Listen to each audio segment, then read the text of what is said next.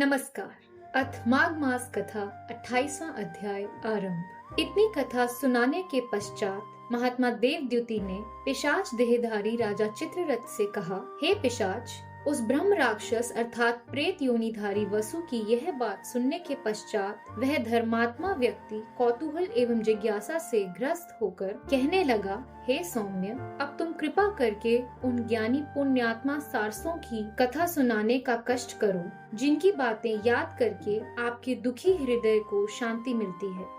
मैं उन सारसों की कही हुई बातें सुनने को अत्यंत उत्सुक हूँ, जिनके द्वारा कहे गए वचनों को तुम इस दुखी दशा में भी स्मरण करके सुख और शांति का अनुभव करते हो।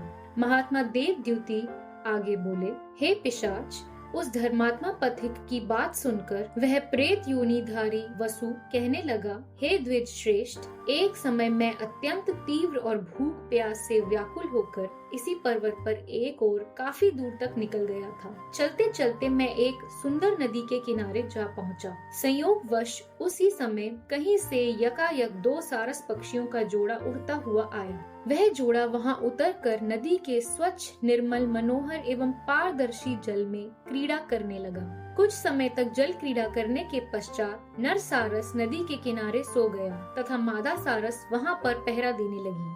उसी समय एक विशाल अति हृष्ट पुष्ट वानर कहीं से वृक्षों पर से लंबी लंबी छलांगे मारता हुआ आ पहुंचा। उस विशालकाय बंदर को देखकर वहां उपस्थित छोटे छोटे पशु पक्षी चीख पुकार करते हुए भागने लगे। मादा सारस नर सारस को सचेत कर पाती इसके पूर्व ही बंदर ने नदी के किनारे सोए नर सारस की दोनों टांगे पकड़कर अपनी ओर खींची। नर सारस को विपत्ति तथा दुख से ग्रस्त देखकर मादा सारस भी व्याकुल एवं दुखी हो गई, परंतु भयभीत होकर पलायन नहीं किया। वानर द्वारा अपनी टांगे पकड़े जाते ही नर सारस की निद्रा भंग हो गई। स्वयं को एक विशालकाय और हृष्ट पुष्ट वानर द्वारा पकड़ा हुआ देखकर वह एक पल के लिए पूर्ण भयभीत होकर वाक शक्ति खो बैठा और मौन हो गया।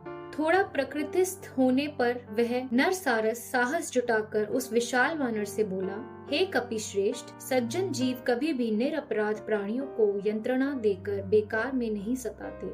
आप मुझ निर्दोष को क्यों कष्ट दे रहे हैं? शाखा मृग हम निर्दोष पक्षी गण वन में रहते हैं तथा आकाश में विचरण करते हैं। हम हिंसा, पाप, अन्याय, कदाचार इत्यादि से मुक्त रहकर अपना गृहस्थ जीवन व्यतीत कर रहे हैं। अतएव मुझे कष्ट देना एवं पीड़ित करना आपके लिए उचित नहीं है। मैं आपके पूर्व जन्म का संपूर्ण वृतांत आपको सुना सकता हूँ। सारस के ये वचन सुनकर उस उत्पाती एवं चपल बंदर ने सारस की दोनों टांगे अपने हाथों के बंधन से मुक्त कर दी।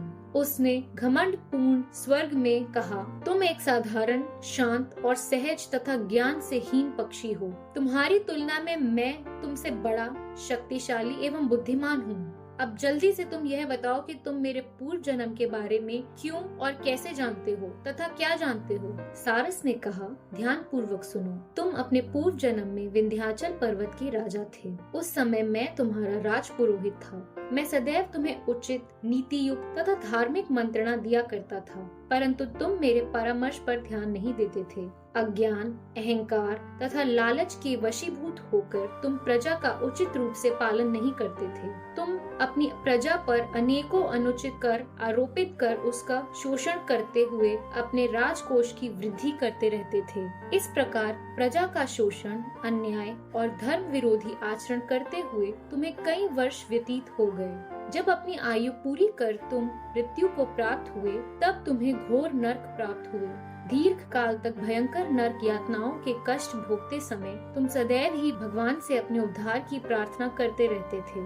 हे वानर, नरक भुगतने के पश्चात शेष पापों को भोगने के लिए तुम्हें यह वानर योनि प्राप्त हुई है। इस वानर योनि में भी तुम हिंसा तथा पाप में लीन होकर निरपराध प्राणियों की हत्या का पाप करके पुनः उसी नरक यातना में लौटने की स्थिति बना रहे हो। तुम हिंसा तथा उत्पीड़न का पूर्ण परित्याग कर दो ताकि सद्गति प्राप्त कर सको। सारस ने आगे कहा, मैं जब पूर्व जन्म में तुम्हारा राजपुरोहित था, तब मैं पूर्ण धार्मिक जीवन व्यतीत करता था। हिंसा तथा पापों से दूर रहकर भगवान विष्णु की आराधना किया करता था। यही कारण है कि मृत्यु के पश्चात मैं काफी समय तक स्वर्ग में रहा। ईश्वर भक्ति की शक्ति से मुझे अपने वर्तमान सारस जीवन में भी अपने और तुम्हारे पूर्व जन्म के वृतांतों का पूर्ण स्मरण है। कथा का अंत करते हुए सारस ने कहा, प्राणी को अपने पूर्व जन्म में किए हुए कर्मों का फल अवश्य भोगना पड़ता है। यही सृष्टि का विधान है। देवता भी इस विधान का उल्लंघन नहीं कर सकते। सारस द्वारा कही गई इस कथा को सुनकर वह वानर बड़ा प्रभावित हुआ तथा सारस से कहने लगा, अवश्य ही तुम ज्ञानी हो तथा सब कुछ जानते हो, किंतु यह स्पष्ट करो कि तुम्हें यह पक्षी की योनि किस प्रकार से प्राप्त हुई है।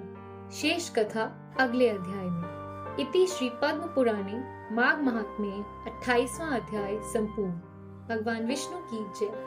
धन्यवाद।